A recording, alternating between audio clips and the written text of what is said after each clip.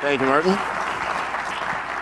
So yes, Hot Topics, I'm the moderator. I do want to point out that it is strange if you know me that moderate and me usually don't really go hand in hand, so this should be fun. Our first debate, is the publishing model broken? If I wasn't doing this, I probably would be in the audience. I would have paid money to see this.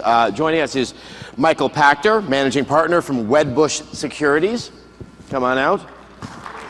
And Vice President of EDAR, Jesse Divnik.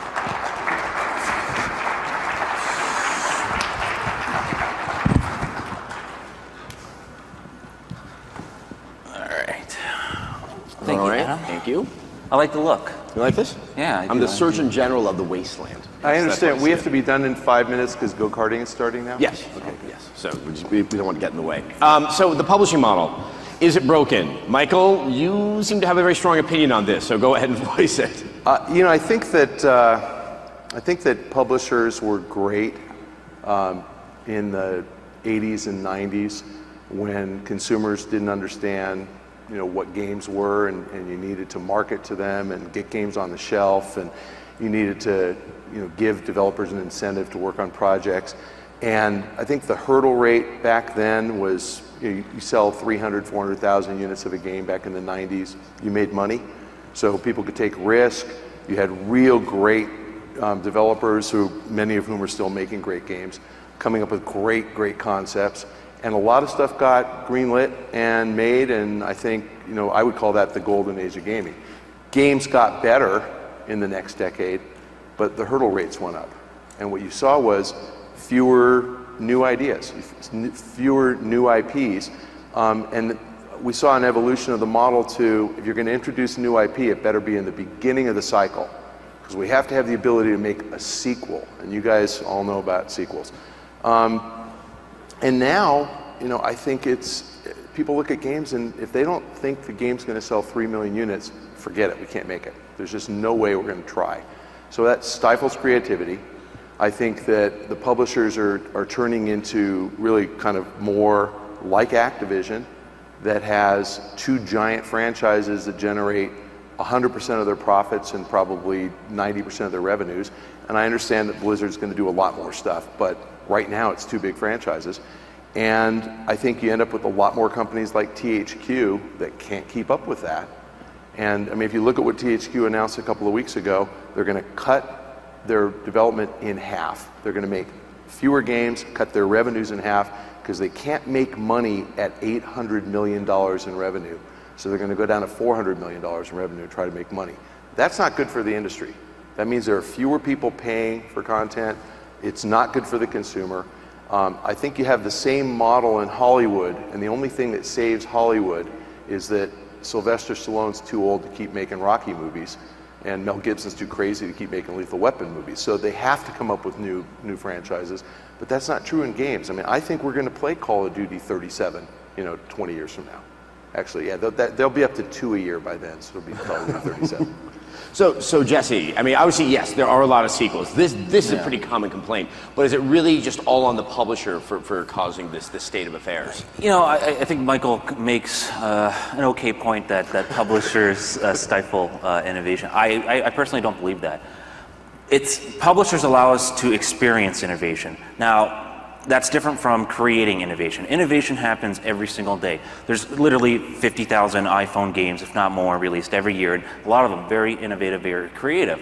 But without publishers, there is no way for us to experience that. And a great example would be Guitar Hero. Guitar Hero, obviously there was Guitar Hero 1, Guitar Hero 2, that was not under the Activision wing. But it wasn't until Activision came along and said, hey, that's innovative, and we think we can market that to a massive audience. And that's exactly what they did. And I understand that people in this room and probably the people watching online, they understand they would have played Guitar Hero anyways because we're in the know. But we're only about 10, 15% of the industry. There's still that whole other 80% of the industry that just buys what television tells them to buy. And if it wasn't for companies like Activision or Electronic Arts that spot innovation and act kind of as a conduit so that they can push that out there for us to experience, then innovation would cease to exist. I mean, again, a great example is that there's literally 50,000 iPhone games released every year, and a lot of them are innovative that you've never, ever, ever heard of. The ones you do hear of are usually ones that are backed heavily by marketing. And of course, there are examples. I think Minecraft is the best example of a game that just kind of did reach a mainstream audience and really didn't have a lot of help. But again, I point to things like your Limbos, your Braids, Bastions.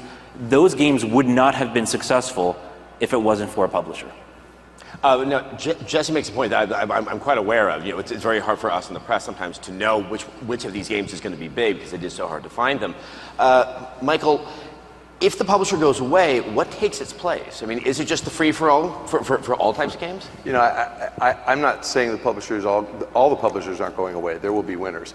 I think Best Buy is going to go away. It doesn't mean you're not going to be able to buy a TV set. You know, Best Buy? Best Buy. Going away? Yeah, I think Best Buy's gone.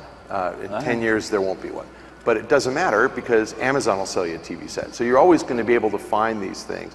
I think what Jesse's point actually, I think, kind of proves the proposition that the publisher model is broken, in that we have all these talented developers that are chasing the iPhone opportunity. They're chasing the free-to-play opportunity. Microsoft's become a big publisher with XBLA. You know, Sony's become a big publisher with PlayStation Network. And these guys are stepping in and they're taking advantage of all the talented people out there who are now willing to make smaller games for a lot less money. And so small risk. You know, you don't need to sell 10 million units of an XBLA game to make money. You can make money on a couple 100,000 units. But honestly, I think what's bad is I think the consumer gets shortchanged because I think these rich experiences that we used to see every year, we'd see brand new IP every year. I really worry about this next 3 years. I mean, who's starting a new IP right now for the Xbox 360 or PS3? Nobody. Can't do it. And who's working on an Xbox 720 game? Raise your hands. Who has an SDK? Oh, good. So that means it's not coming out. You know, that's the point that you know, we're all beholden to the console manufacturers, and we're beholden to whether Electronic Arts will finance the game or Activision finance the game. Yeah, the Guitar Hero guys did it on their own, and Activision swooped in and bought them. That happens all the time. Harmonix, pretty much same thing, did it on their own, and Viacom swooped in and bought them. And then, you know, then. But I guess one thing is we do have an audience that is now accustomed to the quality of game and the experience that the $100 million plus budget is going to provide. How can we retrain an audience to suddenly expect something that's far smaller, both in scope and in polish? I mean, to one of Michael's points, I think that it's clear that there's a set rule that you don't launch new IP late in a cycle. The reason why is because consumers don't buy it. That's not what consumers want. So it's all driven by consumer base. It's driven by consumer sentiment. If consumers don't want a new IP, then that's clearly sending a message to the publishers not to create it. They're listening to their customer. I mean, in the last 12 months, what has been the most successful new IP? I'm trying to think. LA Noire. I'd say the iPad. But the point, but I mean, LA Noire, right? And even LA Noire wasn't successful. Let's take a page from Steve Jobs' book. You don't ask the consumer what they want. You tell the consumer what they want. You figure it out and you provide it to them, and they will want it if you actually create something they want. I think that all you're doing is saying it's a truism. If there is no new IP, then consumers are going to say, yeah, I don't miss it. I like sequels. I actually think if you come up with compelling new IP, consumers are going to embrace it. But Apple is a multi-billion-dollar company. They can do that. And you're right. There's a reason they're a multi-billion-dollar company, because they actually figured it out. Oh yeah, because the iPad was so innovative. They just took the iPhone and did one of these, right? Yeah, it's an iPhone. But it's okay. I mean, I understand certainly what you're saying, but I think at the end of the day, that big publishers play a crucial role in broadcasting innovation, creating new IP. Again, I mean, there's so many creative people out here that I know are working on mobile applications that used to do HD games. And, you know, I don't know if the market is quite ripe for that yet. I mean, we're talking about a good selling iPhone game maybe does $3-4 million, whereas, you know, a Call of Duty, which employs a heck of a lot more people, they do that within seconds of being released. And when I say the model's broken, I don't mean publishers are going away, but I think it's interesting that in the last 10 years, and more like 8, we've lost Acclaim, which used to be a real publisher, remember? We lost 3DO, we lost Interplay, we lost Atari for all practical purposes. We lost IDOS. We lost Midway, which used to be a real publisher. And what new publishers have emerged? And those new publishers are, Chilingo. I mean, Playfish, sure, but they're not the same. I mean, but the thing is it's very risky at first of all to launch a new IP. But this is true of any industry. What new movie publishers exist? What about car makers, television makers? I mean, that's just the nature of the beast. That's again, that's simply it. It's just the nature of the beast of our industry, of our economy. I think the movie industry model's broken. I think the car maker model's broken, and I think the publisher model's so everything's broken. We are getting fewer choices as consumers because financial guys have taken over. Financial guys are making creative decisions. I think that's just tragic.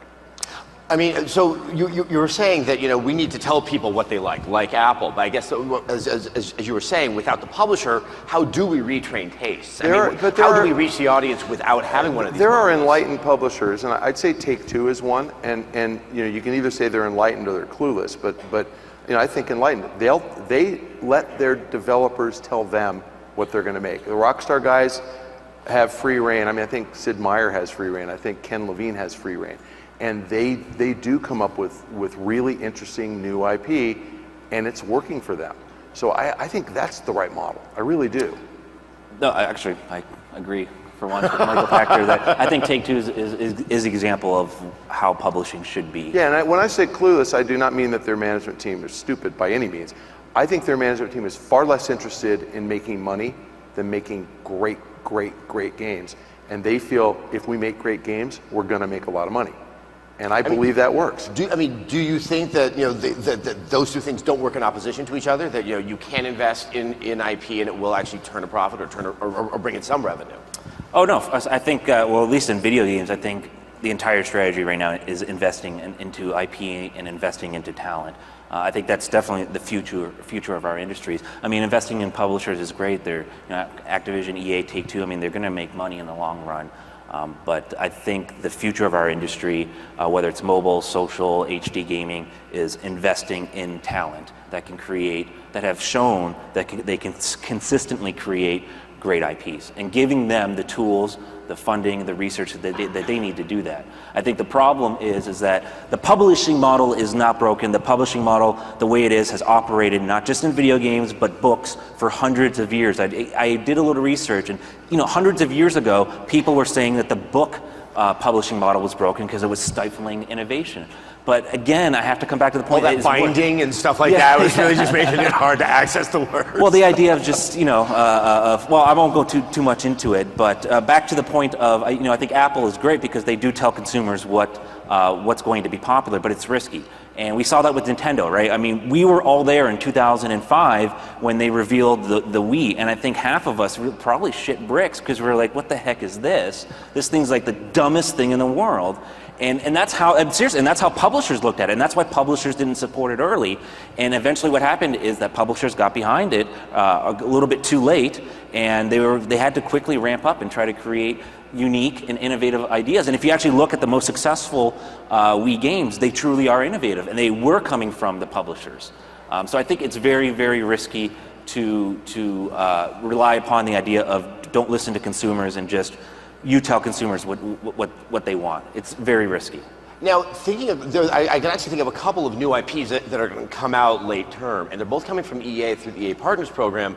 There's Insomniac's new game, Overstrike, and we should be getting something from Respawn. It sounds like 2013, given the investor call. And Bungie. Yep. And Bungie. Well, that might be, right at the end of the apocalypse, I think. Right. That property might be coming. But, they're also born out of these new deals that are allowing a lot of ownership of the IP by the developer. I mean, is that a move in the right direction? Is that a way to kind of bridge this, broken publishing model? Yeah, and when I say the model's broken, I mean, I think that is the outcome. I think that the power is going to ultimately shift from the publisher to the developer. And so those three studios, yes, they're among the nicest guys in the world, but they're financially sophisticated guys. And Bungie, those guys aren't starving. They cut themselves a great deal. The Respawn guys ditto, Insomniac ditto. You need studios that have had so much success that they can cut their own deal and call their own shot. And these guys all could self-fund. And largely I think they are self-funding. But they all had to go through a point of, they had to go through the hard times of working with publishers to build a name. Insomniac, Bungie, Respawn with. Well, and I Infinity said, Ward. I think Valve is that way. I think Bethesda, But they all had to go through the ZeniMax is that way. publishing process to get to that point. I think that's the future, though. I think you're going to see dominant developers who essentially self-publish, and they use the publisher as marketer, retail relationship manager, and give them a fee, for that. But they're going to keep the lion's share, and that's what these deals are. So that's fine. I think that's really healthy for guys who are really successful. It's really not good for guys who are trying to become successful, who are just starting out. Yeah, I mean, and they're going to cut their teeth on mobile games and XBLA games and hope that they get a big deal after they make a Limbo. I mean, do you see growth that, like, hey, I have a Limbo, now I can do a full $60 price tag, retail game? It's so interesting if you talk, I don't know if any of you are in the audience, but these indie guys are so humble. They all, except for the Rovio guys, who are probably here too, they all act like we got so lucky. The Rovio guys obviously think that they created the world, but the rest of these guys are like, God, we're so lucky, we're so thankful that anybody bought our game, and it's endearing. But the publishers are going to walk all over them. They're going to exploit them, and no, I don't think they get that shot. I don't necessarily believe they exploit them. I think it's just a necessary evil. I mean, again, if you want to point to the Republican, Democrat, that's really, this is what it comes down to. I have voted. My kids ask me the difference between Republicans and Democrats, and I go, Republicans care about themselves, and Democrats care about other people. And that enough said. So sorry, that's where we're coming from here. I voted Democrat. Good for you. Okay. Look, you live in California. We don't have much to work with. But again, I mean, for people to become the next Insomniac or Bungie or Respawn, they have to, again, cut their teeth. They have to work with publishers. And if we think that the publishing model is broken or it's going away, what really is going to happen in the long term is that these studios that are the top echelons in our industry, like the Fifth Cells and, again, Bungie's Insomniacs, they have to go through and work with publishers and go through those hard times to build up the name, to build up the quality, to get the resources they need to exploit and bring their full attention or full potential to the market. So if publishers go away... I agree. No, I think you'll end up with... Yeah, you agree. Okay, we're done. You'll end up with two big publishers, Activision, EA. You'll have the manufacturers all published, so Nintendo, Sony, Microsoft. I don't know if anybody but Take-Two, Ubisoft, I mean, that's it. It's going to be like 5 guys. And Warner Brothers? Well, Warner Brothers is freaking phenomenal. No. But they own that IP. They're doing their own stuff. And Warner Brothers is the only guys so far. Disney hasn't figured it out. I mean, Warner Brothers figured out how to exploit their IP. But they're not publishing third-party IP. And they're not going to. I mean, do you see something viable? Maybe something kind of like what United Artists became, back in the 30s or 40s. Can we have new publishers or this new model of publisher? That is ZeniMax. ZeniMax is United Artists. It's 2 or 3 studios got together, and obviously dominated right now by Bethesda. But I think they would love to build that. I mean, the Bethesda model is interesting because I believe of the major publishers is the one that really is privately held. I mean, is there a way sort of with those kind of ventures going forward that we could see new publishers? I mean, something like the ZeniMax becoming more of a bigger publisher. Or I don't know. Everybody always talks about Valve being sold, Epic being sold. There's always these rumors about, and there were about id before they joined ZeniMax. Yeah, somebody could make a super publisher if they put it together. Talk to Gabe and ask him how many Bs it takes to get it done, because it's not a trivial sum. I mean, what I'm getting at is, do you become more comfortable with the idea of the contemporary publishing model if we have more publishers and ones that obviously could take more risks if, say, like Valve joined forces? Yeah, I do. With somebody. Well, I think we'll see the emergence of new publishers through these emerging markets, right? We're going to see mobile publishers begin to rise. We're starting to see that, all right? Rovio, which only does Angry Birds, but apparently they're a big publisher, so they claim. And I say that because they're actually not here. They're actually too busy to be here for us. And making birds angry, poking them. Yeah, making more expansion packs. But I do think we're going to see new publishers form and rise, just like a Zynga, right? I think ultimately what's going to happen is that we're going to see this is how the publishing model works, right? Through the long term, is that a developer does something great, right, and they make a lot of money, and then they say to themselves, and this is how Electronic Arts and THQ, and most of them came to be. They do something great, they're a developer, and then they say to themselves, you know what, we do such a great job making our games, we're going to help other people make their games. And then eventually they say, you know what, we do such a great job helping other people make games, we could probably make more money if we just bought them and brought them internally, and then we own everything. And hence, that's where we are today with your Activisions or EAs, and that cycle is going to start again. We're going to see that with mobile. Well, I think EA Partners is trying to be that. So I think it works to some extent. I mean, do you think that THQ, or, well, I guess Take-Two kind of has a model like that with Rockstar, but do you think that, if publishers are going to survive, they have to start moving in that same direction? Yeah, I do. And what direction is that? Of kind of having EA partner type deals where you're allowing the developer a great deal of ownership over the IP so that they can generate their own revenue through There will be certain developers, like a Gearbox, that can command those types of... And for the record, Borderlands 2 is going to be a phenomenal game and sell a gajillion units, in case Randy's here. I imagine you're getting a free copy in the mail a week before, but... anyways, go on. But I mean, do you think that that's kind of like, if publishers want to survive, they need to start adapting to being a little bit more understanding and appreciative? Well, the business has evolved. We've got Nexon that has a really interesting model. We've got Zynga that's got a really interesting different model. We've got DNA that's got even yet a different model. These are three public successful companies, and these guys all have a lot of capital. Now, are they going to stay in their niche and say, we're like KFC and we just make chicken, or are they going to become, Yum Brands and offer console games and XBLA games and mobile games? DNA looks like they're moving toward, getting into this market, and with the NG Moco acquisition, I could see some of these guys with capital now branching into other areas. So we might have these guys emerge as the next generation of publishers. But again, I don't know which one and I don't know when. I just think there's competition. Competition's good. Competition bids up what we pay the developers for their IP. Developers then are more creative because they're being compensated for their ideas.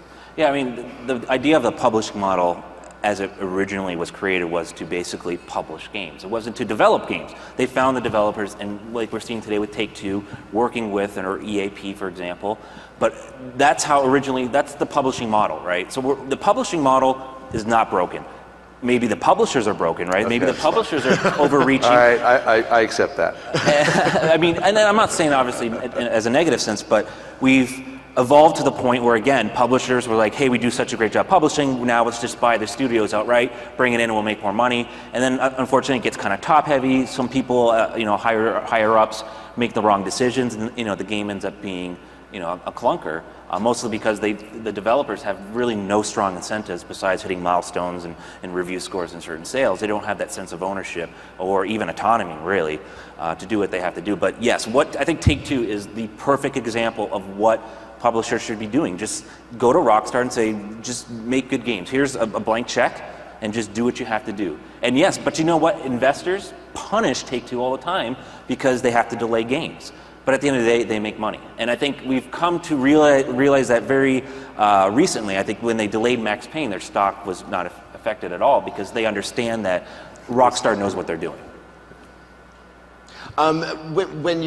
Let's take apart some things that I think also maybe a little bit entrenched in the industry. The pricing models that really haven't kind of set with the publishers. $60, obviously $50 more for a PS3 game. I mean, it is creating this level of expectation from the consumer of what they're getting. And we are getting a lot of games that seem to have unnecessary multiplayers or just have facets that are there to just kind of, excite the gamer out there. I mean, is that something that publishers also have to start, adapting to? That maybe a single player game for 10 hours gets a different price than some of the multiplayer. It's sad that the publishers train the consumers that every single iteration is bigger and better and more. And you haven't seen that. I would love something to be marketed as smaller, but you've more never intimate. Seen it. I'm just saying that if you still do buy music CDs, you get 15 songs or 12 songs. That's what you expect. If you watch a movie, you expect it to be about 2 hours. Nobody says, "Oh my goodness, it has to be 5 hours because last year's was 2 hours and it's got to be more." I don't get why I mean, again, I know you all have to worry about it, but why anybody cares if the vocal minority says this game sucks, unless they say it's a rental. You can't make it so short that it's more cost effective to go to GameFly and rent it for a week and you're done. But short of that, I mean, games are so much richer now. There's so much more going on, and there still are. I'm the RPG guy, but go play Skyrim and tell me you got cheated for your $60. They could have charged $200. Well, and that's the point I'm making. I mean, can the industry adapt? Would that be a way that a publisher could survive and unbreak itself? Well, they're doing that. They're doing that, right? They're doing that XBLA, $10 XBLA, and. But the contrast between those two is quite dramatic. I mean, I like sort of buying retail in store. We're slowly seeing the evolution of pricing. Yes, when we buy Call of Duty, we're paying $60, but you're not paying $60. Over the long term, you're paying probably $75, $80, or if you bought the light service. That's going to continue to happen, and we're seeing that. Publishers are focusing on fewer titles, but bigger releases. And the way they can justify that is they're monetizing through DLC and microtransactions. So I think it's erroneous for anyone to think that $60 is what it costs to play a high quality game. That's just not the case. Are we doing Q&A? Q&A? Are we doing Q&A? No, I don't care. Is there anyone here who would like there's to There's a jump microphone in? there. That's what made me Yes, think there of is it. a microphone over there. Anyone? Yes. Ask Michael how early he got knocked out of the tournament last night. Yeah, exactly. And then ask me how much I won last night. No. How much did you win last night? I don't know if you have questions out there right now, but Okay. I mean, I guess the other thing you brought up, Michael, and I think we all agree, it's very expensive to make a game. I mean, are we reaching something where with this model that those profit margins are just getting smaller and smaller and smaller, and that there's almost a potential crisis there, especially when you have a new console and you have all the R&D that's going to have to go into that? Yeah, I mean, that's if I looked at the publishers over the last 10 years, and anybody who had more than $400 million in revenue 10 years ago was profitable. And now you've got THQ losing $1.50 a share, losing $100 and something million on $800 million in revenue. So it takes $1 billion now. Ubi's there too. It takes $1 billion of revenue to make a profit, and yeah, it's because games cost a lot. That means they have to go for bigger and bigger and bigger selling games, and that's why I said you. But that's going to cost more money. Right. Well, then it Well, that's it EA. gets to EA Michael. went from 40 games to 20. For that It very reason. It does get to Michael's point about stifling innovation a little bit, but again, when you're dealing with throwing $300, $400 million at a game, including marketing and all those overhead costs, you can only take so much risk. And yes, publishers are not going to be the one driving innovation, but publishers are going to be the ones driving you guys to experience innovation. And again, like I said in my original point, innovation does not occur at the publisher level, but they are the ones that ultimately find it and push it out to the mass market. I do too. Oh, I have hey. a mic.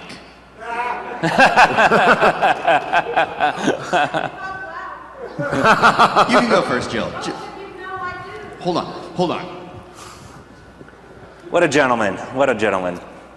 Is that Matt? Yeah, it's Matt. Yeah, he's wearing a hat tonight. That's how I know Matt it's the him. Hat. Okay, is there a couple questions?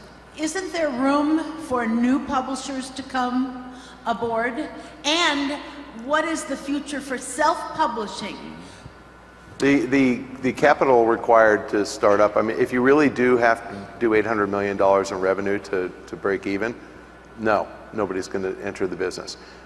Self-publishing, like I said, Valve can do it. Epic can do it. Bethesda can do it if they want to.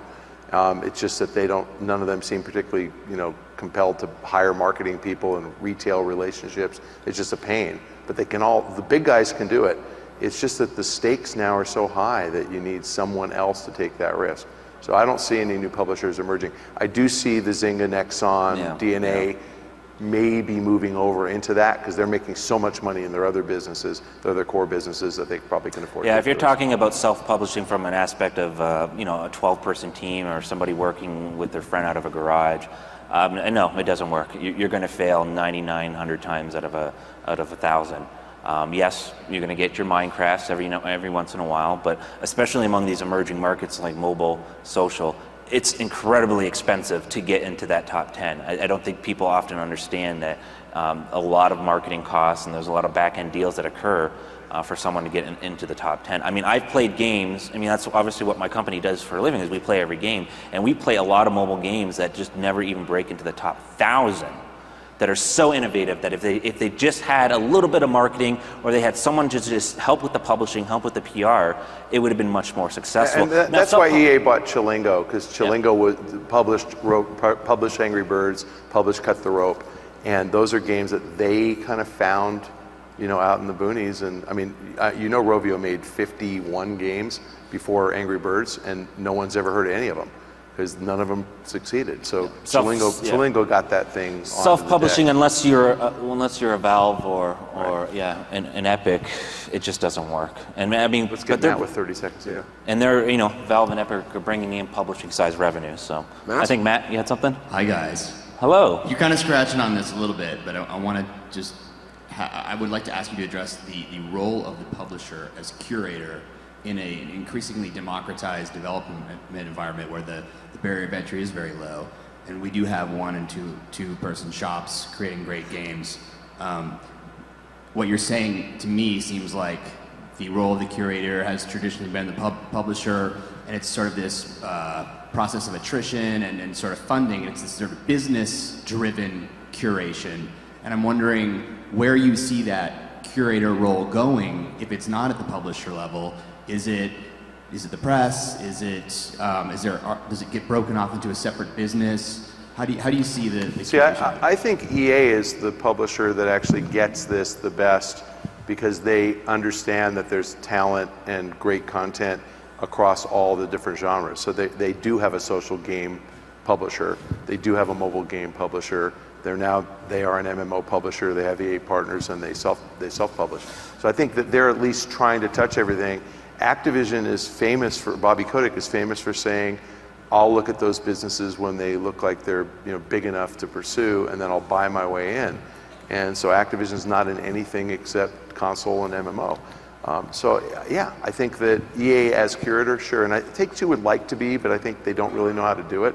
They know how to do console and then PC, but they don't know how to do MMO. But Activision's doing it right, though. I mean, Activision is the most profitable publisher. So I said that they are, with 2 big franchises. With 2 big. Well, I mean, you can't complain that they are making a lot of money. I just want to know where Tony Hawk went. I liked my Tony Hawk game. They don't make games like that because they don't make enough money. Well, I have this thing in my office called Fort Ride with all the extra boards that we had. So it's fun. But you know, I don't blame Activision for Tony. I think that what they did with Tony Hawk Ride was innovative. It was a big risk, and I think a lesson learned. How time constrained are Yes, unfortunately, I think we're going to have to wrap up this of the hot topics. A round of applause for our 2 wonderful speakers. Thank Jesse, you. Michael, thank you so much. I'll get to you after this, Peter. Thank you, Edison. All right, yes. Thank you. Thank you, guys. All right, our next one is mobile versus console. And I guess originally you would have thought that was like small guy versus big guy. Now it's kind of like big guy versus big guy. Anyway, joining us, Perrin Kaplan, the principal at Zebra Partners. And Gabriel Layden, co-founder and CEO of Admired Incorporated. Mwah. I'm going to put this here for later. Very pretty. So, I just want to move this chair. Does this seem like he's having to turn around? Is that better? Yeah. Well, thank you, guys. Gabriel, I'm going to start with you. You come from the mobile side. You have very successful titles in the mobile space. Yeah. And you really see it as the viable model that is kind of new and fresh and understands the market versus kind of consoles that seem to be kind of stuck in their way. Yeah, mobile is the home of free-to-play. And free-to-play is the next business model for consoles. For video game industry. I wish I was in that last debate because I wanted to add a lot. I realize there's quite a bit of crossover between the two. Yeah, Michael touched on the risk, but they kind of ignored, they did a little bit with the XBLA. The real problem is price fixing. The console industry basically set its own, bomb to go off the minute it priced a cartridge at $50. That set an expectation for the next 30 years of what a video game should cost, while the quality kept ratcheting, doubling, tripling, quadrupling every year. The cost stayed the same. So there's a lot of side effects to that. essentially creating the free-to-play market. The console market is fueling the free-to-play market through their essentially abuses of the consumer. So mobile is where it's at because it's free.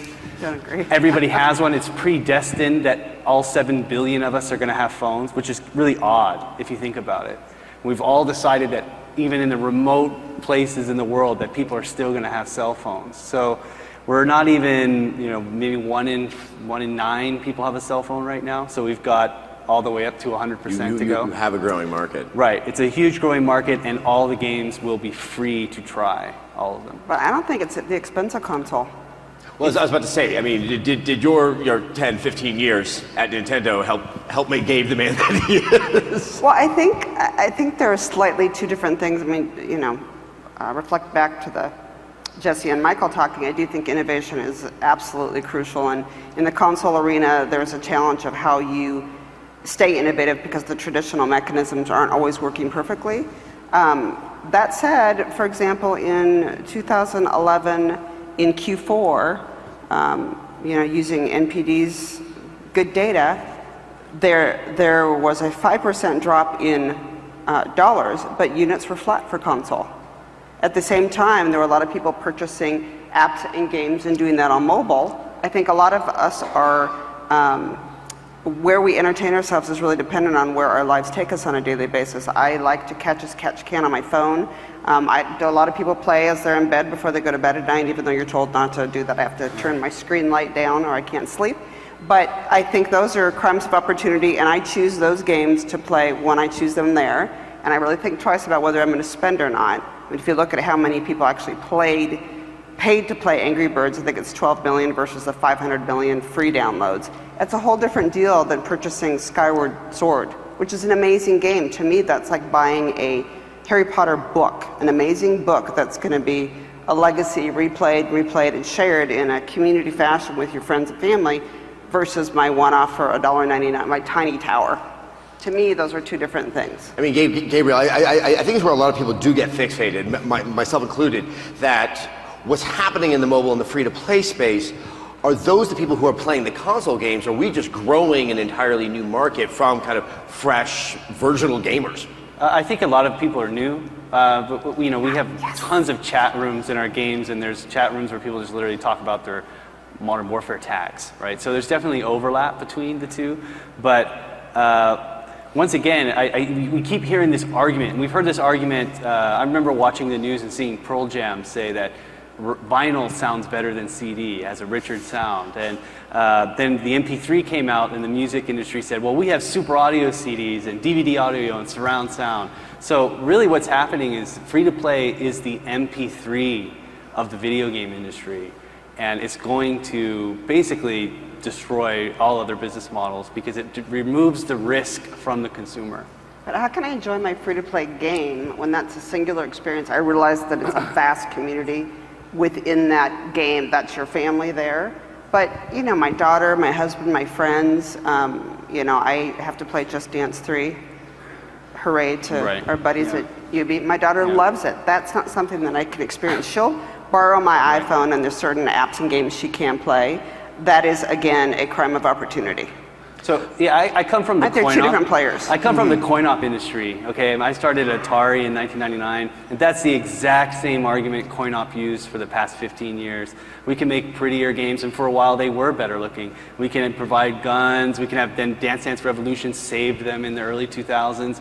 It's the same idea where we're going to keep ratcheting up the prices of what we're making to provide an alternative experience to the less friction platform as a way to go around them. The reality is that you can't go around them because there's no risk for the consumer for downloading a free-to-play game. My users don't spend until they've been playing for 4 weeks. So they can play thousands of games for free now and only choose to spend when they want to versus buying another sequel, another thing they can't resell because of online passes. We've got consoles that are trying to ban used games. They keep raising the risk on the consumer, saying, we're going to give you another sequel next year. It's going to be more expensive, and you can't return it, you can't sell it, you can't share it with your friends, but keep buying it. and let's keep growing it. Don't worry, we're going to make this harder and harder for you every year, but just keep buying the same game over and over again. But there is a matter of expectation. I know I've talked to Min many times about this. If someone offers me free food, right. I got an idea what it's probably going to taste like. Sure, you know? yeah. And that, you know, that definitely this is something so that, free-to-play deserves that, because a lot of it was, in the beginning, it's really new, though. That's the thing with it. It's very new, and there's a lot of risk. The risk is being transferred from the consumer to the developer. The developer has all of the risk now. So they ended up doing, there's a lot of crazy stuff, because it's a brand new industry. There's a lot of bad free-to-play games that are just ripping people off. But that still doesn't change the fact that I've probably spent, I'm a whale to the console industry. I've spent $20,000 on console games easily in my lifetime, and I've probably spent between $2,000 and $5,000 on games that I never even played. Can I have them? Yeah, you can have them. In fact, I can't even sell them. So I mean, yeah, sure, I could just give them to you. I bet you could sell them, but I'll take them. I can put them all in Fort Ride. Yeah, so. but nobody ever talks about how bad that is for the consumer. Nobody talks about how bad it is to charge someone $70 for something they don't like. But I don't think it's bad. If someone wants to purchase something, I think they know what they're getting, and that is really what marketing and reviews. You can't know what you're getting, because it's another sequel with hundreds of millions of dollars of marketing. It's the only thing you're seeing on TV. Well, yeah, but that's and you where can see it. This, like what you do, is so important. Reviews our next are really, panel without me. really important. But you can see it in GameStop. You see the biggest game in the world, Call of Duty. One day after it's out, and the used section is filled with them. So you have an army of consumers that spent $70 that lost $40 But I for think one that's day different of than play. the customer that loves it. I mean, Skyrim, for example, Right. just is insane, and it's a great product. You're going to get people that buy, play, sell.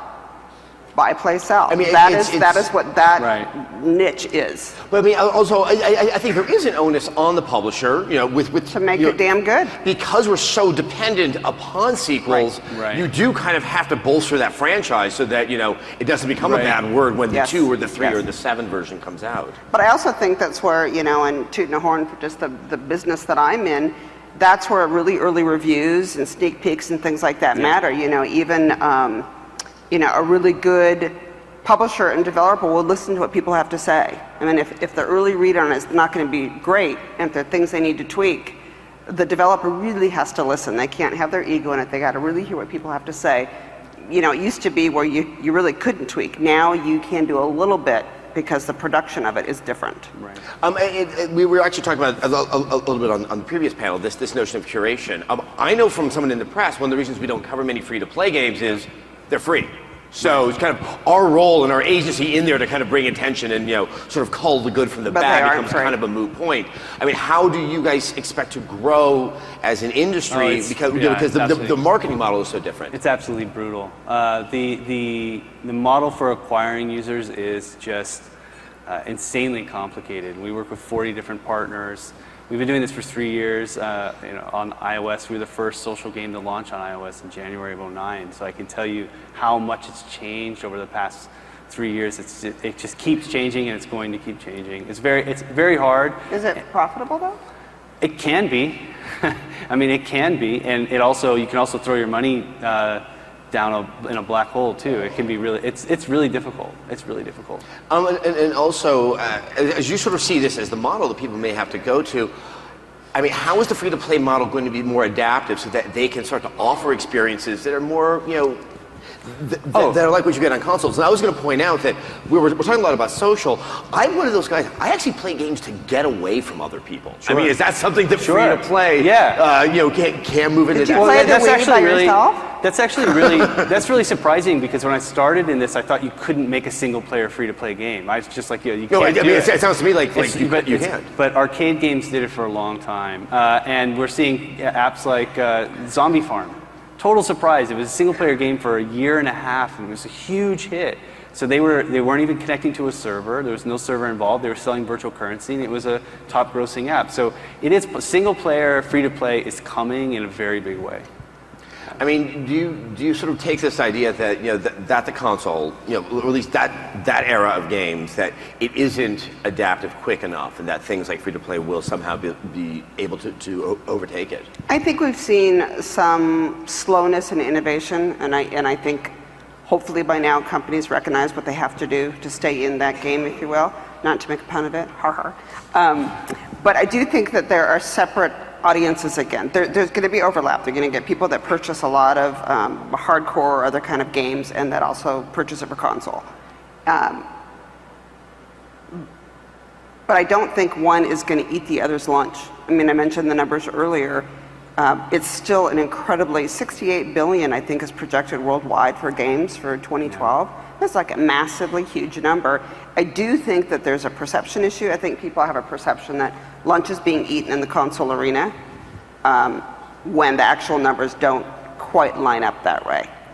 I do think that there is a definite challenge with the handheld gaming units where they have to adapt faster. So I guess I think consoles over here, it's not completely separate, but if there's an area that's more at risk and the need for innovation technologically, digitally, otherwise, it's the handheld.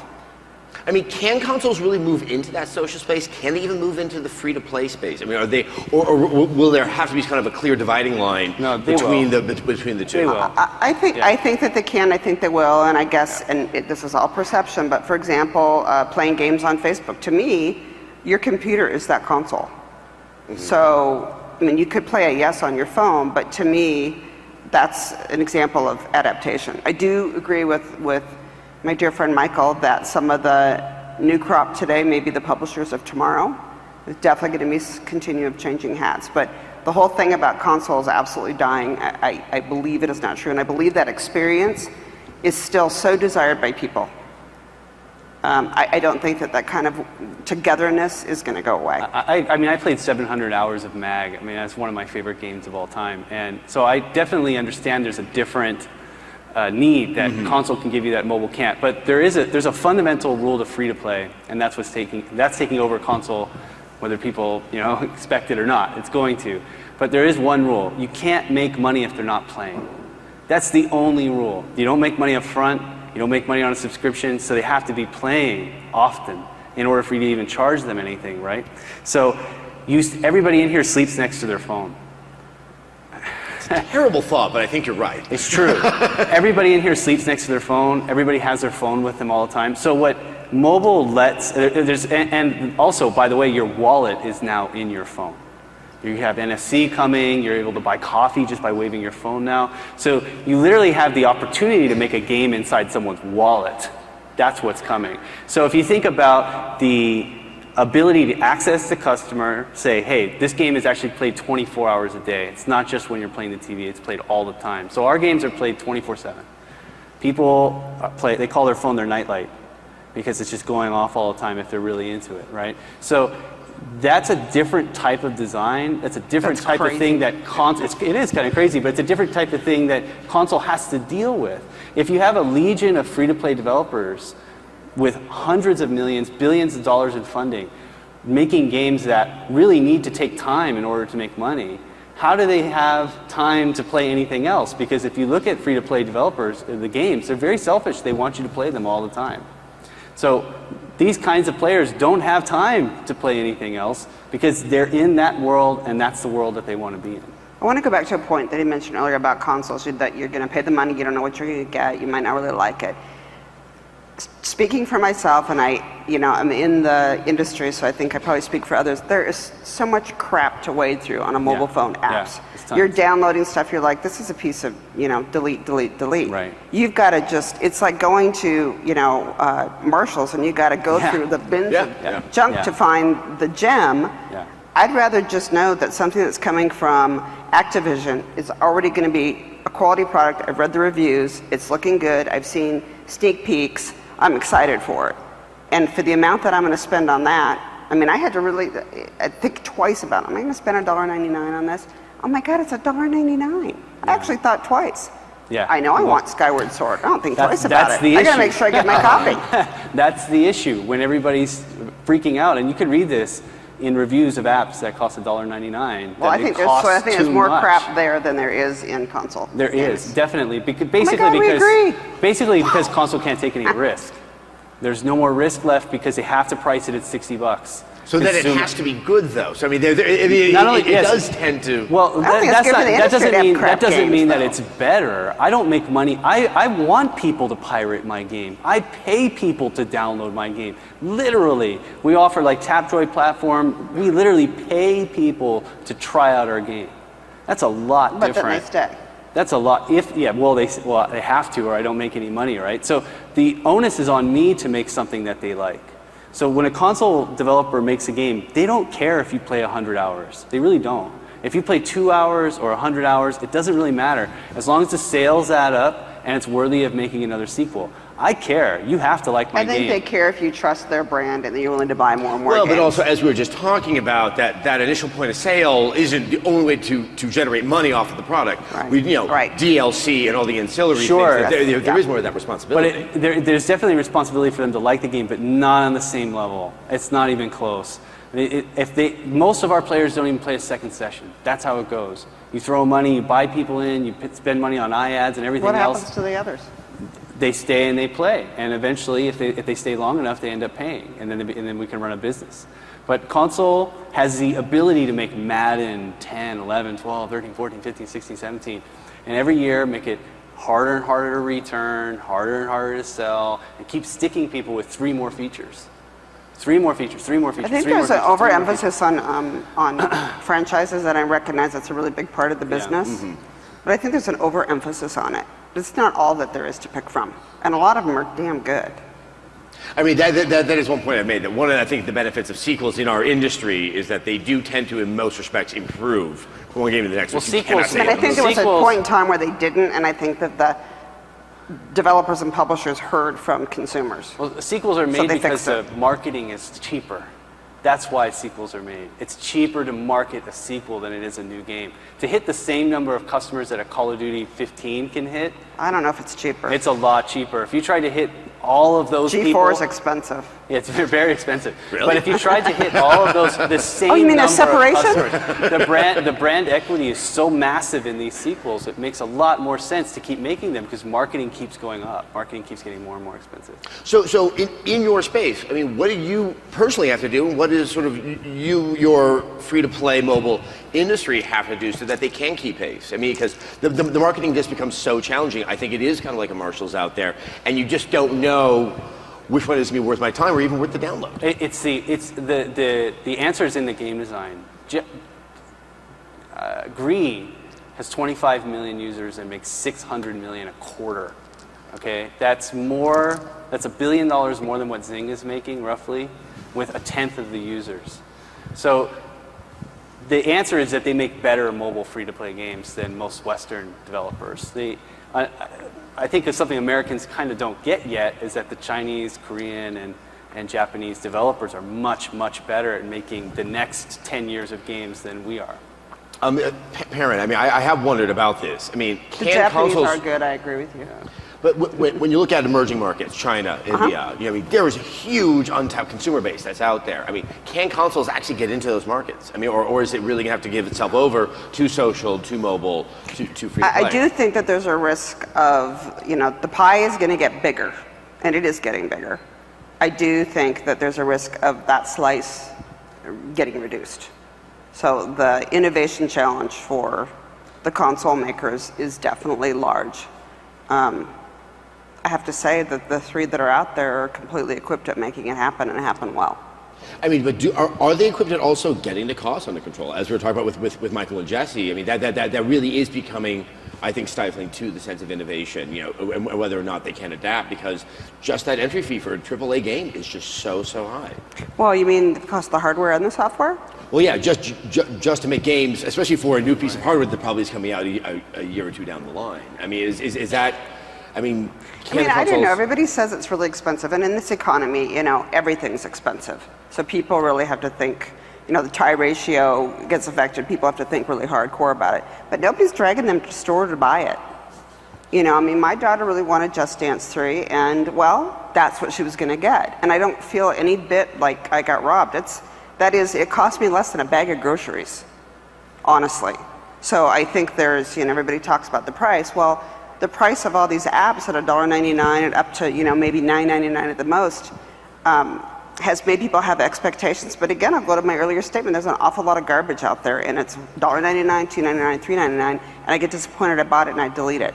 There's a lot of garbage because it's new. I mean, that's the real thing. I mean, look at video games when they first came out and compare them to how they are today. And the business model hasn't really been figured out yet. That's why I'm so excited about mobile and free-to-play, because it's so new. There's a lot of changes going on. It's not, if you look at free-to-play in 2008 on Facebook, compared to what Blue and Gameloft is doing now, and what we're doing now, it's very, very How different. secure can you be? I hate to use this analogy, but Olestra was very, very new. And, you know, it's just, you know, how are you that confident? I know it's pretty nasty when it first came out. that free-to-play is really going to be here 10 years from now. I realize that there are, especially in that time, you know, there's some people out there that really are making money off of this. But, I mean, you're speaking with a great deal of confidence about the permanence of this model. Because it removes the risk from the consumer. That's why. The consumer pays nothing to try the game. I want the player to play for months without paying if they don't want to. It's fine with me. Play for a year. I don't mind. Play for 2 years. Never pay. It's fine by me. I don't mind. But you don't get to play very much. Not really. That's not true. Our games are asynchronous and synchronous because I want them to stay, right? The number one rule is they need to be online for even to make money, so I want them to be on as much as possible. So there's definitely features that can keep them there for hours a day and absolutely not pay. So good free-to-play encourages free players to stay. So that's where the longevity is, because the risk of this online pass, consoles that can't play used games, DLC, secret DLC and all this stuff, after I paid $70, why am I doing that? I don't need to do that anymore. I could play lots of really great games that are free. I don't have to pay at all. I bet you pay $40 for a haircut. Well, my wife cuts my hair, so. What I was going to say earlier that I forgot to mention is I think one of people's desires is to have the experience at home that they can then carry on mobile. I mean, kind of the Evernote of gaming. I know that there's something that I really enjoy playing. I want to be able to play it wherever I'm at. So I think that continues to be an opportunity for the console companies to make that stuff. That they find an adjunct that's mobile to the game that you're playing at home. Because, you know, my heart is with certain games and certain franchises. I might want to fiddle around and learn new things, but I go head first into something and I really want to experience it and love it. And I'd like to have it when I'm at home. I travel a lot for work and do a lot of other things. I'd love to have that experience go with me. Yeah. So I think that there's a really big opportunity. Anyone out there like to jump on the mic and before, try a question? go to a microphone. But before you do that, I just wanted to mention, I thought one of the hot topics for this section was going to be Adam's socks and shoes, and I just wanted you to show that. Speaking of trends and changes in the industry, don't you think he's hot? Looks good. Thank you for pointing out my feet. Yeah. And you rarely get to see them on X-Play, so it really is kind of a rare opportunity. It is. It is. It's a trend. I'm not like a Spike Lee movie where I'm just floating. Yeah. You know, I have feet. Anyway, questions. Yeah, feel free to come up to the mic. Oh.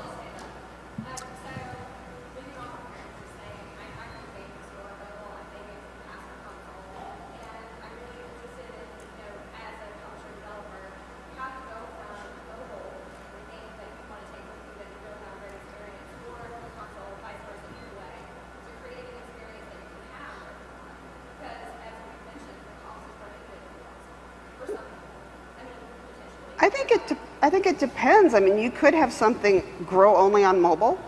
So, you know, you can have it mainstay on your console when you're out and about, and every day is going to be a meaningful day for what's at home, and you can grow it on mobile. I mean, I think that would be easier to program something that grows, whether it's you're growing out your garden or you're, you know, whatever the concept of the game is, and so then that then can become when you come home. I mean, it was really cool when the concept of, you know, your yard gets weeds and stuff when you're away. That was a great thing. It also frustrated a lot of people because they'd get kicked out of the neighborhoods and whatever else for having like trash on their lawn and weeds above the windows. But you could do something like that instead of having it be a massive experience and a massive experience. It can be a complementary experience that matches the absolute global and American lifestyle of constantly be on the move. I mean, nobody is at home 24/7 anymore. Well, I think there's two answers to that question. The first one is the cell phone. is a communication device, first and foremost. We use it to talk to other people. So there's a massive opportunity to make multiplayer games a lot more enriching that way, and that's what we focus on. The other one is that it does open up a new type of game design, which is the 24/7 playing, 24/7 game. Maybe there's stuff that's only night but play. does that go from game to like chore? I mean, it's almost like something you become responsible for. I don't think people feel that way when they play WoW. I mean, I think a lot of people would like to know what their clan is doing when they're out and about. People have real personal, emotional connections inside the game. That's the only reason they pay anything inside my game. They are friends, better they have relationships clans, in they than have out. chat rooms, that people get married in real life, right? It's this really complicated, emotional, social network meets games thing. And that's the opportunity that mobile gives that a console can't. All right, anyone else out there? That's a great question, by the way. Dean Takahashi doesn't have a question? Hey, Dean. No, He asked, is free-to-play going to be more expensive than... Absolutely not. The average console? revenue per paying user is always lower than what the average revenue per paying user on a console game is $60, and now it's 70. You don't see any free-to-play companies with that. You just don't. I was wondering if you guys could talk about, from a developer's perspective and from a gamer's perspective, the prestige involved with a console game versus a mobile game. Like if you look at film, I think YouTube is great because, and in digital media, because now anyone can make a video, anyone can have it seen by anyone. But I mean, I think as a filmmaker, you would rather make $100 million on your movie and win an Oscar. Right? So Well, I mean, but I think there was something there. The high entry fee for console games kind of Creates helps the prestige, ecosystem by kind of keeping a lot of the garbage and the trash from ever getting made. Right. I actually disagree with that. I think all of the new technology in gaming is happening in free-to-play. You're seeing massive single shard games with millions and millions of players. We even have like a chat system in our game that I've never seen in a game before. We spent 13 months building this thing. So I actually think the real innovation is not happening in console anymore. We're seeing lots of nickel and diming. Graphics are getting a little bit better, physics are getting a little bit better, processes are getting better, but the core technology that's driving a free game at internet scale, that's actually a lot harder to build than a console game, and the risk is a lot more for the free-to-play developer making that stuff. But were you asking about, for someone to say, well, my game is on the PS3 is more prestigious to say than it's on the Droid?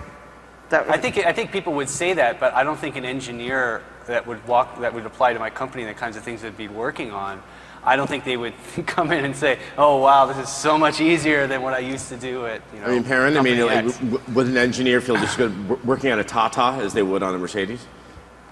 It's an extreme analogy, but yeah. Well, I mean, you could say, it's extreme, but it's when just Steve not Jobs true. created what is at Apple, what's the iPhone, what's the Droid, some of the great tablets stuff, HTC tablets, It's just not true. The image with that, I think, is pretty hot. Even something as simple as Mafia Wars had 7 million daily players on a single shard game.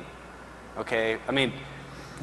No, I mean it's undeniable there. So Giant in China has the biggest record with ZT Online with 70,000 players.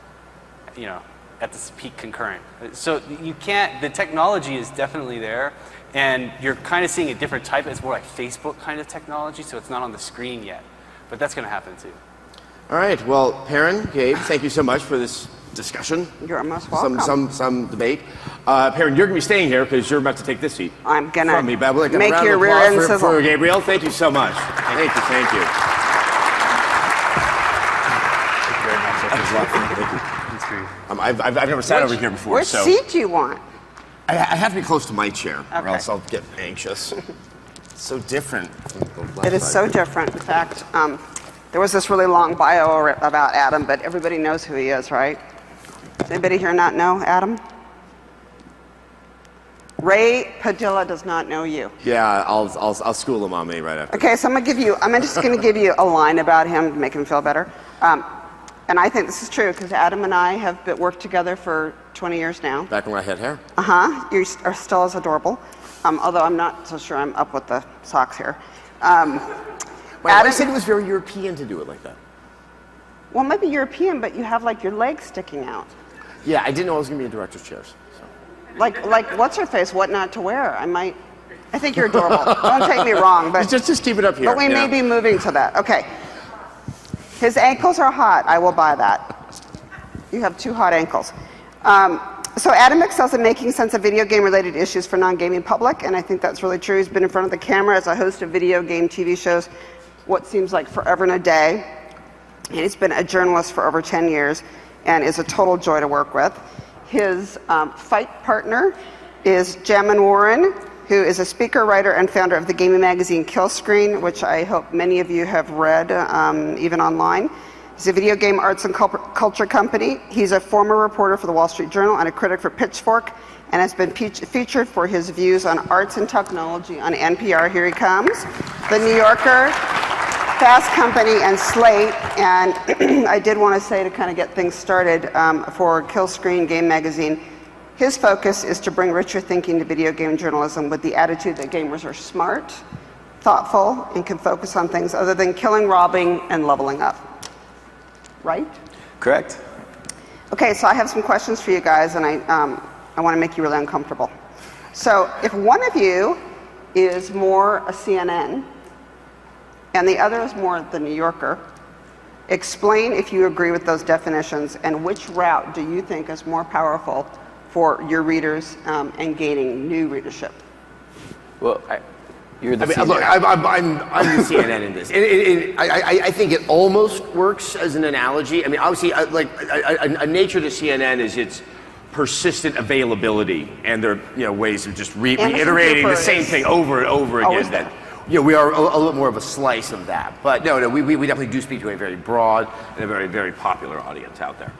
Yeah, I think there's definitely something to be said about the need for wide-ranging kind of explosive coverage of an entire industry and kind of covering things to the minute. We felt like when we started Kill Screen, the whole reason for doing that is that we felt like there was a market that was not being marketed to at all, and that was namely gamers, roughly 25 to 40, who watch HBO and read The New Yorker. And interestingly enough, The New Yorker's actually seen growth in terms of subscription and ad pages over the last year. I think in part, content industries, particularly on the editorial side, are seeing that there is value in creating, high quality products, bringing excellent writing, taking a slow, quote unquote, slow media approach, and there's certainly value to that. So, I mean, I think it's a question of how you would define, quote unquote, success and what that actually looks like. And we felt like for us, success for us looks more like getting cultural relevance in terms of being the type of people who, when NPR has a video game question, we want to be the people who they call, and that's happened so far. Maybe you're the NPR instead of the New Yorker. NPR is also a nonprofit. I remember the early days of G4. I remember actually hearing the first presentation about why a company should advertise with them, and have watched them fold. This really is all news to me, so go on. Well, but those things are supposed to be separate, right? That's pure journalism.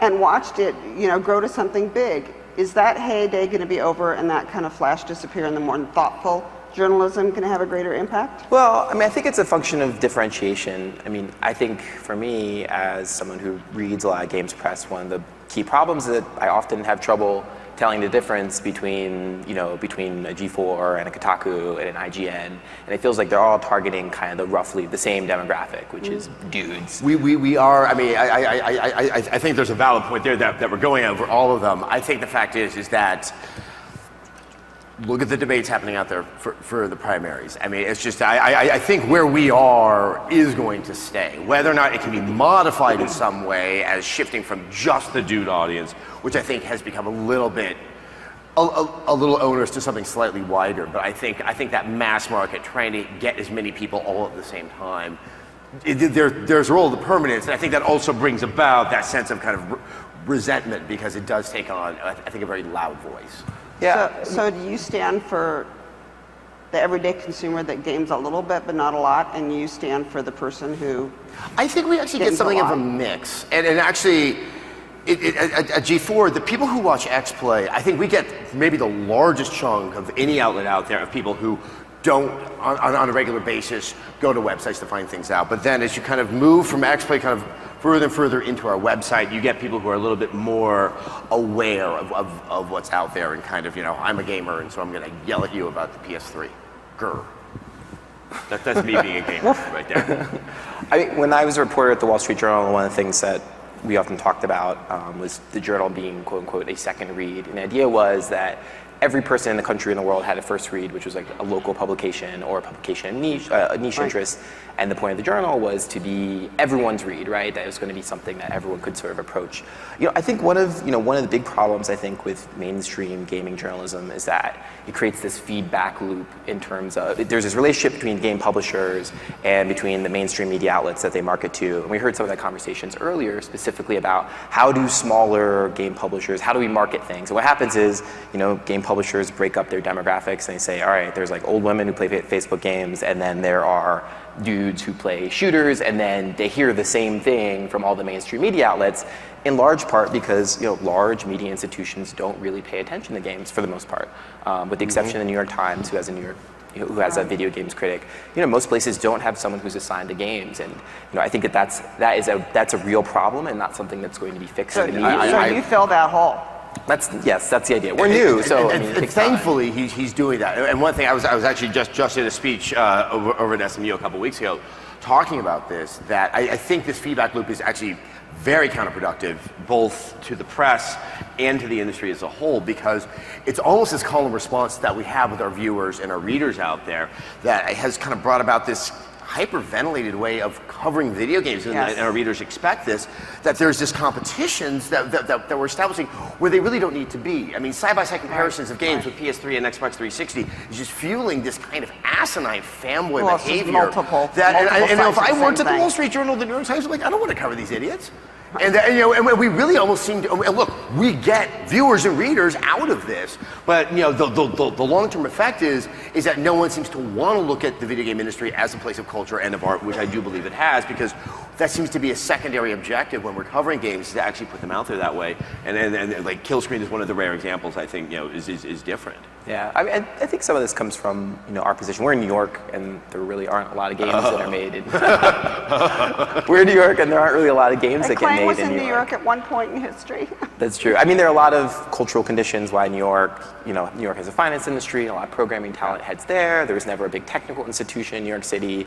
There was never like a Dell, like in Austin, that split up and created other smaller studios, et cetera.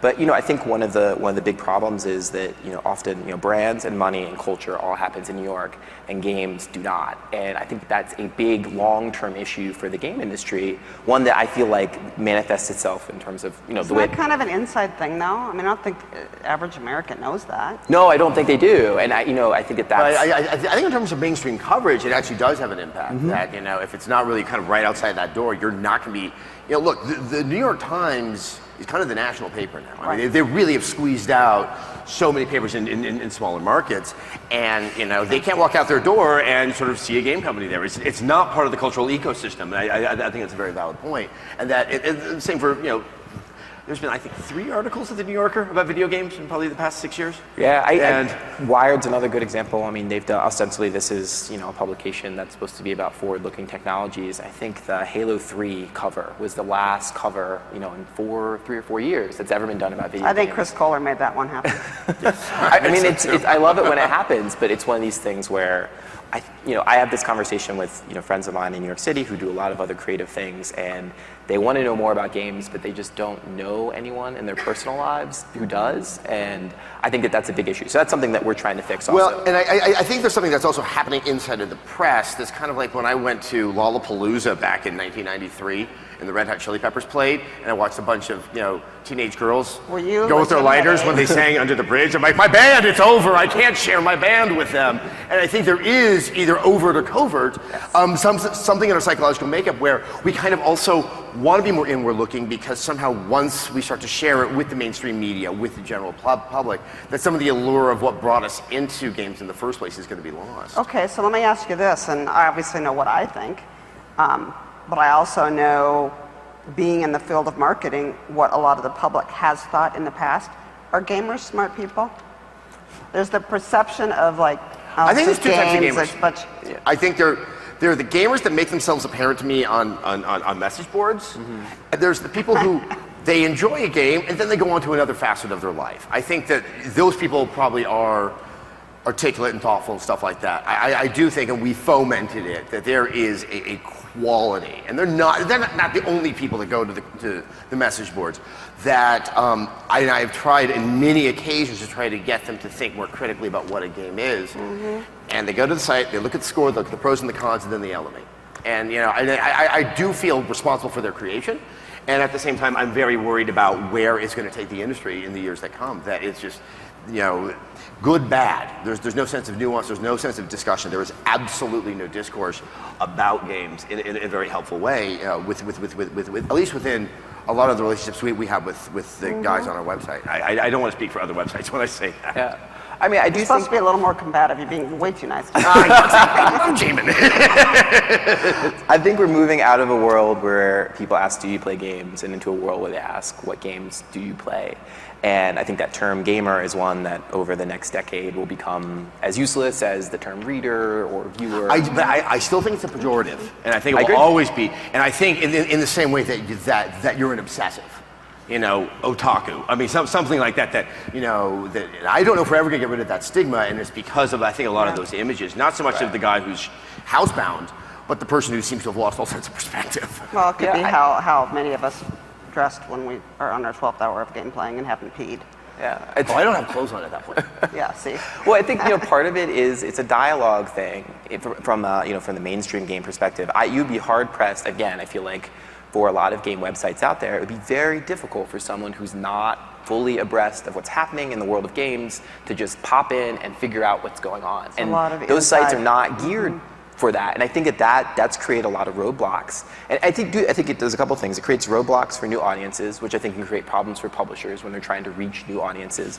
And I do think that from a cultural standpoint, it kind of makes games, despite their how the big problem is that games have gotten so big commercially, but that's outstripped the culture's understanding of how they work.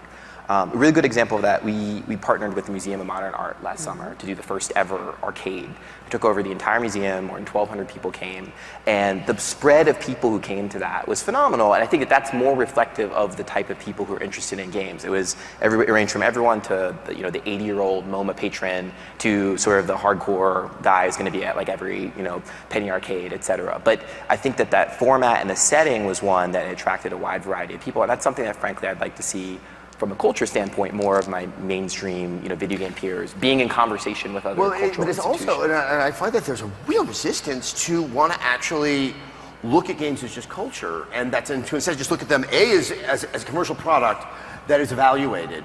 But matters like, and I'm just going to say it, because we had a very famous review from Abby Happy a couple of years ago on Metroid Other M, where she completely called the game for what I saw it was, which was a very sexist game.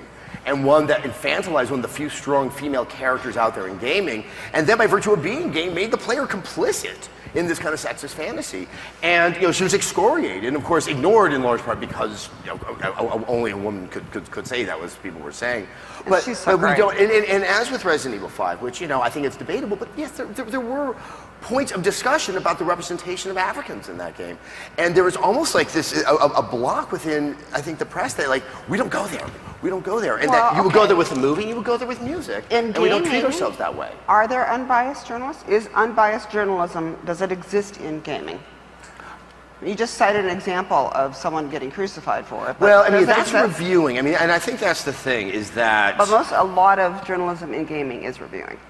Right, and I think one of the things, I don't consider myself a journalist. I consider myself more of a pundit. I traffic in opinions a lot, and I think that where we do see people that cover games as news, I don't know if we have that sort of clear dividing line between those who are actually covering it and those who are doing the evaluation. Because you can only have so big a staff for a lot of these websites. I do think that there are some realities about games that create some of these problems. I mean, there's a very simple one, which is if you want to review games and become a new game website, you need a debug kit, right? To be there on day one to start to outline your coverage. And with that debug kit, if you read the contract that comes from Sony or Microsoft, there are clauses in there that they can take it back whenever they want. And so that creates a lot of problems for sites that cover games, because you go and pan a game or break some big news. There's a really good example of this. It was Kotaku a couple years ago had broken news. I think it was about PlayStation Home. And then they published all of the dialogue between Kotaku and the the head of PR there. And it's really interesting seeing that back and forth. Kotaku is doing what they ostensibly feel like is their right as journalists. Sony doesn't necessarily see it that way, and one of the threats that they levy is that we're going to take back your debug kit, which would be terrible for them, because that means you can't do all the previews, you can't do early code, all these sorts of things. So that's very different from other, I started my career as a music journalist, and it's very different from the relationship between publishers and media outlets in games is very, very different. And it's actually, that point becomes very sharp when you're dealing with television, because without game footage, I mean, I've threatened one time I was going to take socks and act out scenes from games I've seen. But I mean, it does. I mean, I'm not. It's there is a balancing act, because a lot of what we need to do our jobs is in the hands of the publisher. Yeah. And have you ever had the spot checks from Nintendo? I have not. They kind of come by going, "Where's the debug?" So, I mean, embargoes are another one. I mean, the reason why I bring some of these things up is that I think that the perception often, from the game side, from the professional games industry, is that the goal of people who write about games is that they're ostensibly marketers, and their job is to hype a particular title.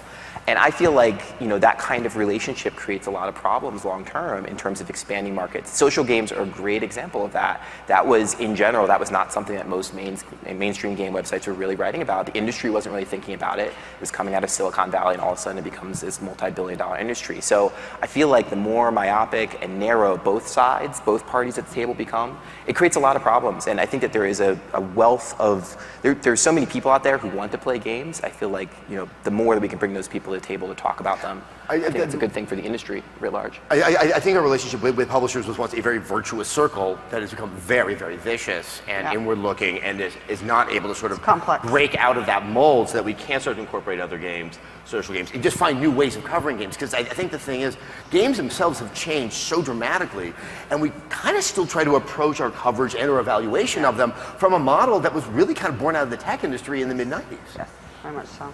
So what do you guys read to stay up on the business, or do you have time? Who do you read? Where do you go? Well, I mean, I have a video games folder, basically, and this is to highlight my point. I mean, there are certain people that I like who write things. I like Ben Kuchera's writing. I mean, there are certain people in the industry who I like reading about, and I kind of follow those particular folks. You mean like a folder on your computer? I do. It's just like, it is a mainstream media folder. And you just dump stuff in. I dump stuff in, and then I read it over and over again. Because I feel like that's kind of how it's designed to be read. It's to keep me abreast of what's happening throughout the day. Tom Bissell at Grantland is great. That's some of the best video game writing that's out there. And, again, I think this is, one of the big problems, and this is something that I feel like most mainstream game institutions have done, is that they don't view video game makers as creators. They just they look at them as people who deliver a product, right?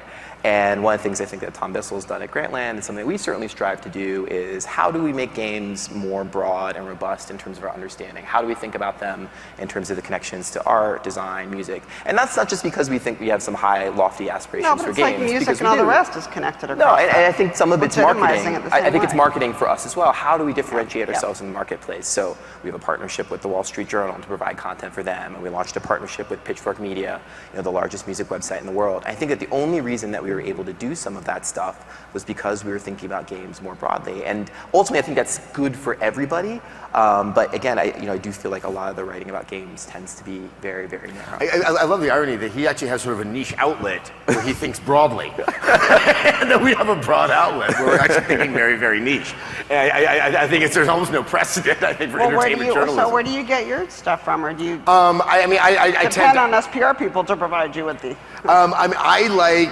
I say like Industry Gamers or something like that, where I'm just getting an email list of sort of stories, and that kind of becomes my roadmap for where I want to go for the day. I'm like, and then obviously I love reading, Bissell, but I mean, it does, there are days where I really want to read about the game industry, and there are days where I just rather read about Syria, and I just don't want to deal with it. Yeah.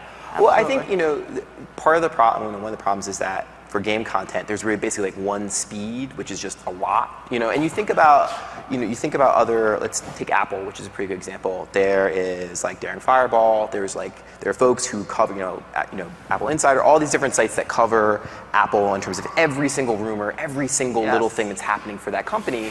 And then there are larger publications that just take all of that and figure out, here are the things that you need to know. And I think what's hard is that we have all of that insidery stuff, and we don't have that kind of like meta, I just want to read about games 3 times a week. What are the things that I'm supposed to be reading? How should I understand the industry? There's not a lot of context. And so, and again, it's not mutually exclusive. I think that there's space for, folks like Adam and, for other game websites to start to do those sorts of things and really start to contextualize all the news that they're talking about. I mean, it's, once again, there's also just the basic challenges of, I think everyone kind of wants to be the full service and do all of that. Right. Staffing needs, funding, all of these things come into play, and that, it kind of hones everyone into, okay, we know this thing works. We're going to have a cosplay, those of us who journal. have time We know only we're for going to a get quick hits, read. and that, we just, but at the same time, I do think there has to be a greater sense of responsibility that we are trying to also inform and educate our readers. Games are still 20, 30 years old. And that we are kind of caretakers in many ways of this industry. Maybe 50 years later, it can be a lot different. But I want this industry to have the respect that it deserves.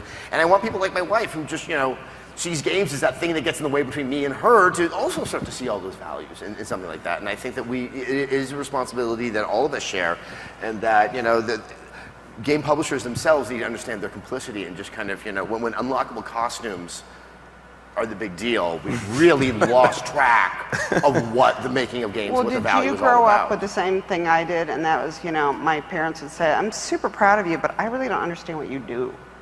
My dad thought I was doing infomercials for 2 years. Okay.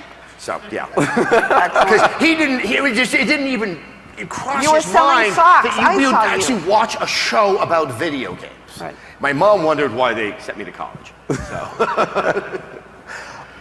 No, I had the blessing, I think, of working at the Journal first and seeing what that was like, and I think that helped in terms of perspective. And one of the things that I think is exciting, particularly what I like about games journalism that I'm seeing more of, is like more on the street reporting. But I think that one of the big things is reviews are a really good example of this. I'm still waiting for game websites, I think, because this happens in the film industry, where embargoes are such like the be-all, end-all for most game websites, and it's a collective action problem in that outlets have power. If you're a game journalist, you do have power in that you control access to an audience. There have been some attempts at trying to kind of get everybody has to do it at once, right? But everyone has to do it at once. Because the first person goes, they and somehow don't feel like getting on board every time.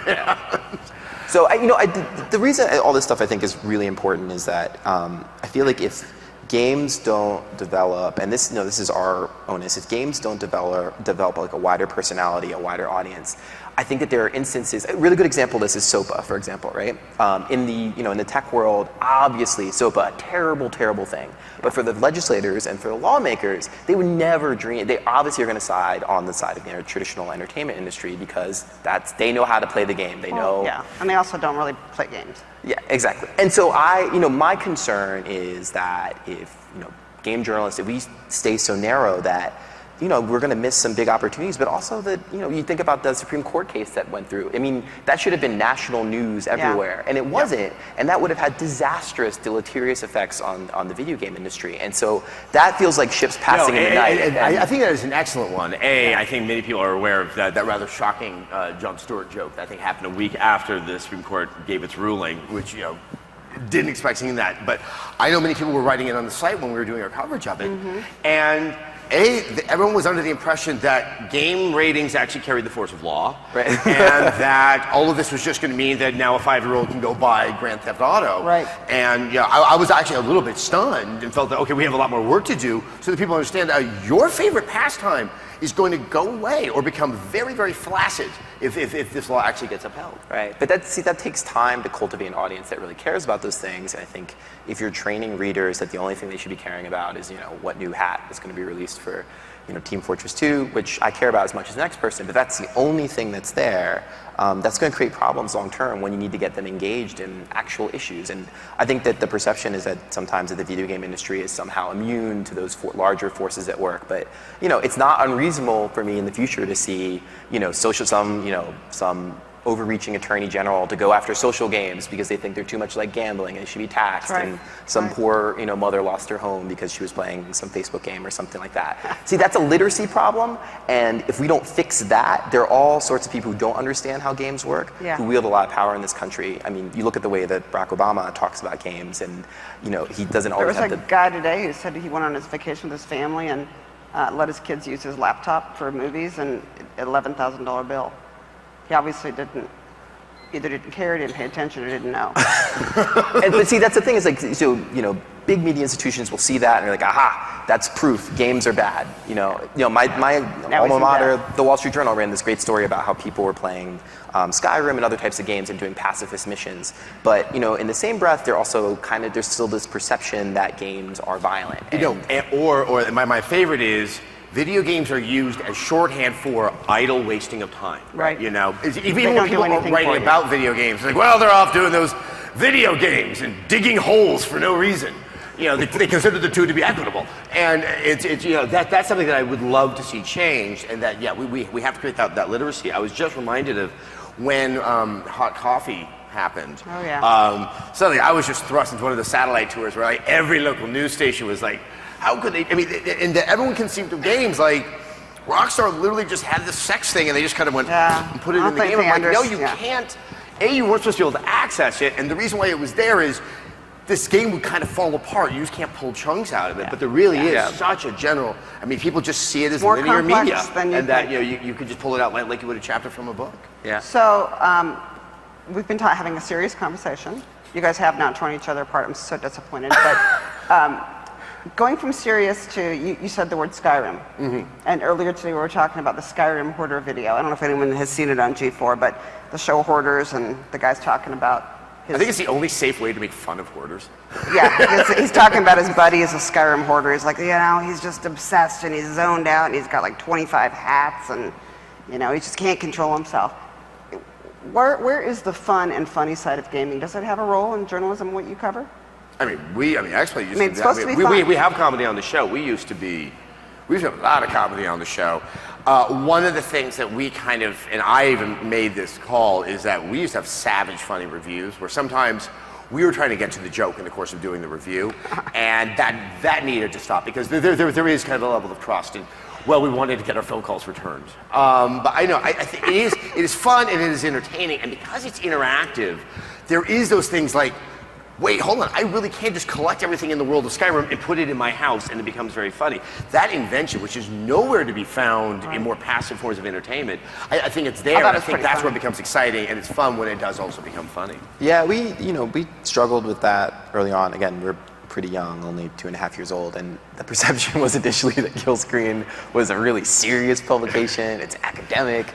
And our first issue was like the no fun issue. We're trying to show people that games are serious, and we had this pieta that this Polish artist had made in black and white of the princess holding a dead It's just it was modeled after Michelangelo's Pietà, and it's I think we sort of recognize that sort of you need to have vegetables, but you got to have some ice cream as well. Absolutely. And so we're making a move to be a little bit. Games can be fun. They are the dessert of life. Exactly, and so we. But I see the impulse to want to swing that pendulum about as far in the other direction. Yeah. But again, it's we were responding to what we felt was a problem, was that people didn't take games seriously, and that this issue has to reference Schopenhauer 5 times. Exactly. We have a little. So if you guys have any questions, we're going to move to that in a second. But I have one last question for you while people are maybe deciding if they have a question or two. You're in this place and in this space in your life right now. What gets you out of bed in the morning?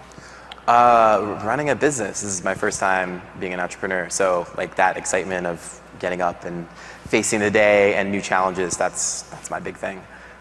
I mean, really, it's just my latent sense of anxiety to get me out of bed. It doesn't let me go to sleep either. Yeah, so you're just a 24/7 kind of guy. Yeah, but I mean, I like the fact that the industry does always have something new. I love reviewing games because I just like playing them. And I've said that one of the criteria when I know a game has to be good is, I call it the underwear effect, where I step over my wife, I don't want to wake her, and I just walk out in my underwear so I can get like an hour uninterrupted, you know. But at if 6 you o'clock in the are morning. stepping over underwear, why do you have underwear on? I have it on. You No, said I'm you stepping had over to my step wife, over. who I might see. be in underwear or not. I'm I not going got to speak it. to that right now.